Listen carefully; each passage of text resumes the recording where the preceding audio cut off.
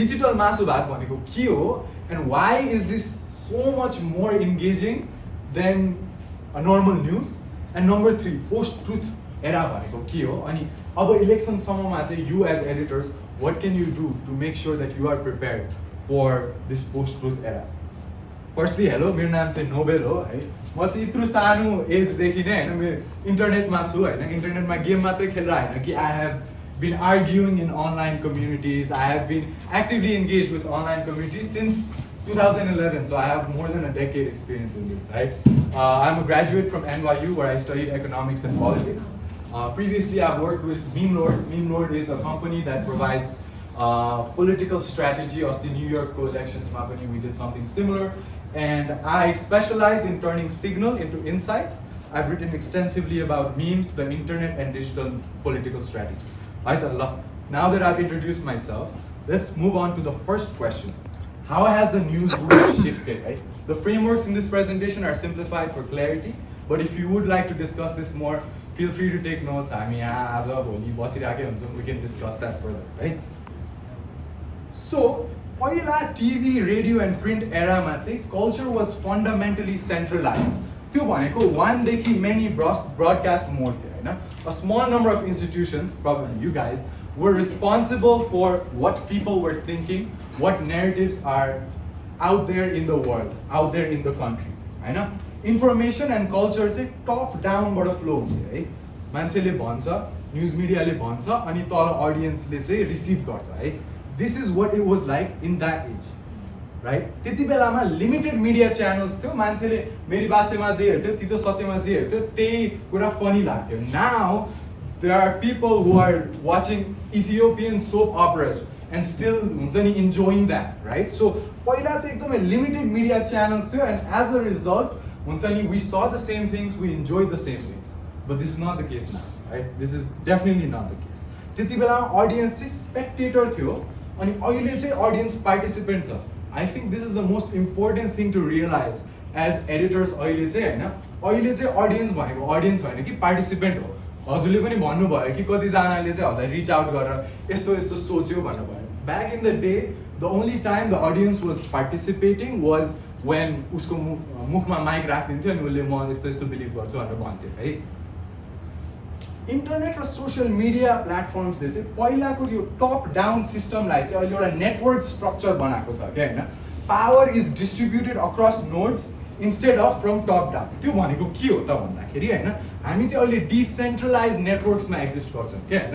त्यो भनेको हामीले टप डाउनबाट एउटा मेसेज पठाउनु भन्दा पनि साइड बाई साइडको मेसेज चाहिँ अहिले is the most resonating message that exists, right? What starts as a small conversation, as one picture in one side of the internet, त्यो साइडमा हैन अर्को साइडमा त के हुन्छ मान्छेले प्रेडिक्ट गर्नै सक्दैन के. This is the most fundamental characteristic of a decentralized network. Let me give you an example, right? What starts as a niche conversation in one corner of the internet, for example, this guy उसले यो इन्स्टाग्राममा एउटा photo हाल्यो, यो रेडिटमा post भयो, त्यहाँपछि nepo baby भन्ने trend start भएको हो, जहाँबाट चाहिँ जेनजी रेभोल्युसनमा धेरै आगो लगाइएको थियो हैन. So this shows you the power of a decentralized network के हैन. सो त्यस्तै अर्को इन्टरनेसनल एक्जाम्पल चाहिँ लाबुबु भन्ने यो एउटा टोय छ हैन. यो चाहिँ मान्छेहरूले यतिकै एज अ जोक हुन्छ Labubu, it sounds funny, let's start using it भनेर चाहिँ लाबुबु भन्न थाल्यो हैन. सो यो दुईटा एक्जाम्पल हेरेर look at the results of a decentralized network. That one picture translated to a big part of the Gen Z movement with millions of views. अनि लाबुबुको stock हुन्छ नि मान्छे लाबुबु भनेर जोक गर्दा गर्दै the stocks went up so high that the company was doing really well. So मेरो point is without centralized gatekeepers हुन्छ नि पहिला जस्तो टप डाउन नहुँदाखेरि चाहिँ कल्चर चाहिँ जिन्स जसरी स्प्रेड हुन्छ. अनि यसलाई चाहिँ रिचर्ड डकिन्सले भनेको छ memes. That is where the word memes comes from. Memes भनेको चाहिँ audio, text, cultural units of transmission that spread like हुन्छ नि भाइरस जसरी स्प्रेड हुन्छ. मिडिया स्कलर हेनरी जेन्किन्सले चाहिँ यो एकदमै इम्पोर्टेन्ट छ है. अहिले चाहिँ के छ भन्दाखेरि पहिला जस्तो मलाई फिल्म बनाउनु छ भने I don't need to hire a camera crew, I don't need to talk to some television. I can write the script and I can हुन्छ नि मैले 2 प्रम्प्टमा हैन केपीओले त्यस्तो गरेको जेनेरेट गर्न सक्छु हैन now there are low barriers to artistic expression and engagement तपाईलाई एक्सपेन्सिभ इक्विपमेन्ट पनि चाहिदैन secondly there is a strong community for supporting what you create thirdly there's informal mentorship यसमा अब एउटा प्रोमिनेन्ट एक्जाम्पल मैले भने नि म बच्चैदेखि इन्टरनेटमा छु हैन म स्कुल जान्थेँ स्कुलमा धेरै बोल्दिनँ थिएँ अनि म घर आउँथेँ अनि घरमा म खैरेहरूसँग माइनक्राफ्ट भन्ने गेम खेल्थेँ हैन and that's how I learned English that's how I learned how to post online right there was informal mentorship from people online and fourth members believe their contributions matter job someone posts online they 10 likes आए पनि 5 likes आए पनि they believe that their contributions matter and this is the most significant shift in the old media to new media. New media is decentralized, new media is participatory, it's not speaking down to anyone. Such is the concept of digital masu. You चारवटा factors of having low barriers to artistic creation, strong support for creating and sharing what you create, informal mentorship and believing your contributions matter is what creates this beautiful dish that is not really beautiful but digital masu bhat. So पहिला इलेक्सनमा के गरिन्थ्यो vote पाउनलाई हैन पोलिटिशियनको मासु भात strategy भनेर हामीले सुनेको छ नि त यो yes this is the digital masu bhat अनि ए यो चाहिँ एनी पोलिटिकल फिगर राख्छु म अनि traditional strategy of getting votes के थियो हामी मासु भात खुवाउँछौँ हामीलाई भोट गरौँ भनेर भन्थ्यो हैन अनि अहिलेको नयाँ इन्लाइटेन्ड भोटरले चाहिँ पहिलाको मान्छेहरू यो जेन्जीको थट चाहिँ पहिलाको मान्छेहरूले चाहिँ मासु भातमा बिक्थ्यो हामी त बिक्दैनौँ हामीसँग त सबै इन्फर्मेसन छ वर्ल्डको भन्ने एउटा माइन्डसेट चाहिँ हुन्छ हैन but my argument is that अहिले पनि मासु भात छ तर now it is digital right पहिलाको strategy was you are trading democratic agency for immediate मासु भात खाँदाखेरि कस्तो रमाइलो हुन्छ नि हैन पेट टन्न हुन्छ यु फिल रियली गुड हैन त्यस्तै डिजिटल मासु भात चाहिँ it's 15 second AI generated clips that will get millions of views that is making the audience feel good just by watching it right यसको example देख्नु भन्दा अगाडि now you guys सबजनालाई एउटा एक्टिभिटी हेर्दा you are no longer who you are no longer an editor I want you to put yourself inside the mind of Sarita for the next slide you are Sarita and you are not reading a 5-page हुन्छ नि analysis policy analysis no you are scrolling through funny memes and your attention span is only 8 seconds fun fact a goldfish has an attention span of 9 seconds and you are getting all of your information bite sized much like 78% of Gen Z who get their information from social media right so now that you've put yourself inside the mind of Sarita I want you to look at these videos this is what digital masu bhat is right सुनिरहेको छ audio okay यो मेरो अन्तिम चेतावनी हो पालक पुत्र समर्पण गर अन्यथा परिणामको लागि तयार हो यो युद्ध मेरो स्वार्थका लागि होइन यो त नेपाल आमाको छातीमा गाडिएका घाउहरूको जवाफ हो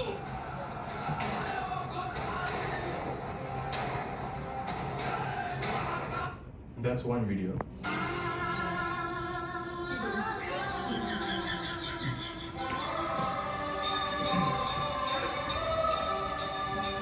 That's another video. This one, explicit warning.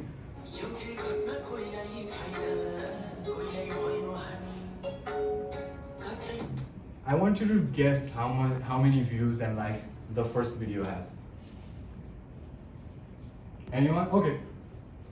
2 million views and 300,000 likes. People are no longer consuming news. They are having masu bhat. यो हेरेर मान्छे अगाइरहेछ के मान्छेलाई रमाइलो भइरहेछ अनि they are making their voting decisions based on what they see on these AI generated clips instead of oh यो मान्छेले के policy चाहिँ हुन्छ नि suggest गरिरहेछ no people are looking at videos like this and they're commenting this is great म त अब उहाँलाई भोट हाल्छु अब उहाँलाई भोट हाल्छु So now as Sarita what would you do right choose your calories would you rather हुन्छ नि have the beautiful dopamine दिने रमाइलो अगाउने मासु भात जहाँ चाहिँ actual engagement छैन actual critical thinking छैन के सत्य हो भनेर छैन Or would you rather have the tarkari, right? Digital nutrition, where you're reading on what a candidate is proposing. के चाहिँ हुन्छ नि उनीहरूले के म्यानिफेस्टोमा के लेखेको छ भनेर. And the unfortunate reality is that most people will choose Digital Masu over reading a well-researched article and over truth. Why is this the case? It's because humans are complex, biological, right? मान्छेले सबैजना audience-ले truth seeking हुन्छ भनेर पनि छैन, हैन? It's a design problem किनकि अहिले Silicon Valley-मा there is someone being paid $500,000 a year just to decide the color of a button to make sure that the app is more attractive to an audience, right? So, अहिले चाहिँ videos and news unfortunately is no longer about the truth, it is about how it makes you feel, right? That's what is the most popular. And the White House already knows this. If you go through their TikTok, you will see that White House they press briefings हरू राख्दैन, उनीहरूले vibes मा भएको हैन montageहरू राखिराखेको हुन्छ. As such, what can we do? What can we do to make sure that our content gets consumed by the audience and digital masu bhatko लतमा लाएर चाहिँ मान्छेहरूले हाम्रो हुन्छ नि राम्रो balanced diet पनि consume गरोस् भनेर चाहिँ what can we do?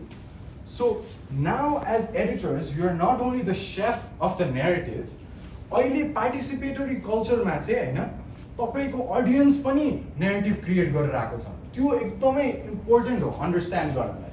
किनकि trends भनेको चाहिँ timing matters and you need to create news that is liquid, right? What does liquid news mean is if your reporting isn't remixable, if people are just receiving news माथि चाहिँ तलसम्म मात्रै news आइराको छ भने हैन, it's not going to engage them as much as you think it might. But that's coming from my perspective.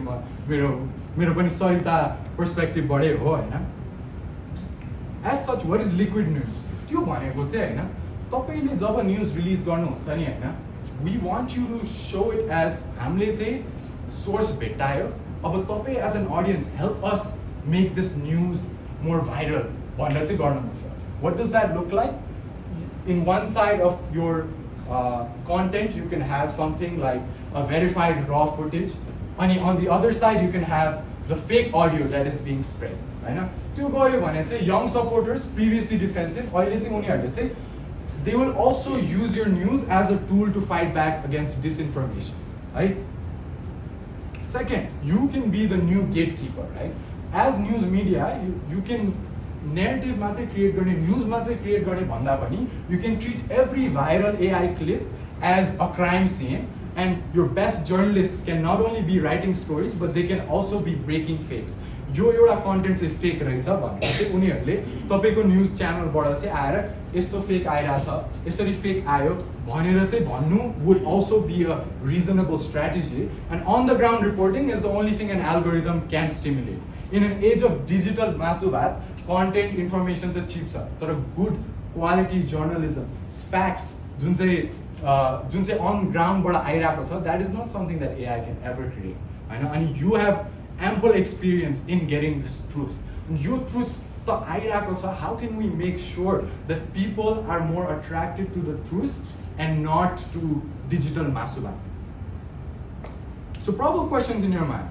अब चाहिँ as editors, as people in news media, how do we handle candidates who might dismiss our real footage, our real news as यो त AI ले बनाइदिएको हो, right? For this, one suggestion from my side would be तपाईले every time अहिले video खिचिराख्नु भएको छ नि हैन, भिडियोमा तलबाट स्क्रोल गर्नु भयो भने त्यसको मेटा डेटा हेर्न पाउनुहुन्छ के. मेटा डेटा भनेको चाहिँ यो भिडियो कसले खिच्यो, कहाँ खिच्यो, GPS ट्याग हुन्छ के हैन. So when you are reporting, if you can show that the metadata of your videos exist, GPS timestamps, it shows more authenticity in your content. And in a world of emotional fakes, transparency is your only defense against the get out of the jail free card that politicians could use. So हामीले चाहिँ AI use नगर्ने त अब भनेर भन्नु होला हैन. Actually, you can use AI not to generate but to hear, right? You can have AI bots crawl different social media pages ko comments, and you can actually have the AI look, okay, AI generated content kati cha yo comment section huncha ni, because imagine your news portal creates हुन्छ नि breaking news आयो 70% of यो क्यान्डिडेटको Facebook पोस्टहरूको comment त AI रहेछ right you can find that out using AI as well so use AI to speak I mean, you don't use AI to speak, use it to hear. And finally, how can we get the audience to care about the digital tarkari over the digital masu? Honestly, I don't know. Kinaki, म त यहाँ आएर यसरी भनिरहेको छु. You guys have the experience, you guys have the wisdom to actually make sure that हुन्छ नि audience-ले चाहिँ राम्रो nutrition पाओस् भनेर and throughout the span of today, tomorrow, we can discuss how audiences actually get the nutrition that they're supposed to get instead of just हुन्छ नि मासु भात खाएर हुन्छ नि एकदमै सन्तुष्ट हुनु भन्दा पनि how can you make sure they get the nutrition that they deserve. Finally, thank you. Truth is a participation sport. होइन now it's your turn to remix the narrative. Contact यहाँ छ if you guys would like to talk about this further.